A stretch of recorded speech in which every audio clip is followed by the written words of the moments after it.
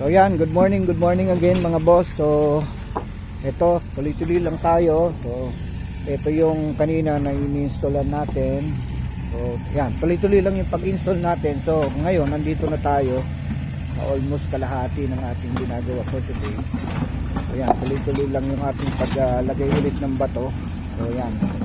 So dito naman sa portion na to, continuous ang paglagay natin, although meron na siyang buhos, no? So konti na lang, buhusan natin ng konti, no? Tapos pagkatapos buhusan to, balik tayo dun sa dulo, then bubuhos ulit.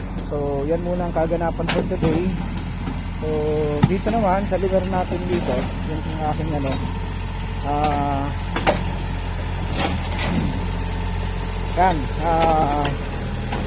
gumagawa kami ng daan para makatawid yung bako dito, at aking itatawid na siya para maka-umpisa na tayo dito sa may ating kanal.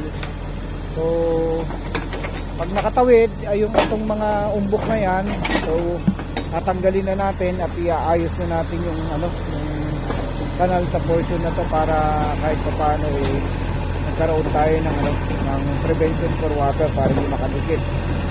So yan, tuloy-tuloy lang yung ating paggawa mga boss. So ito yung portion na to, yung atin mamaya pabubusan ko na rin to para makita na natin.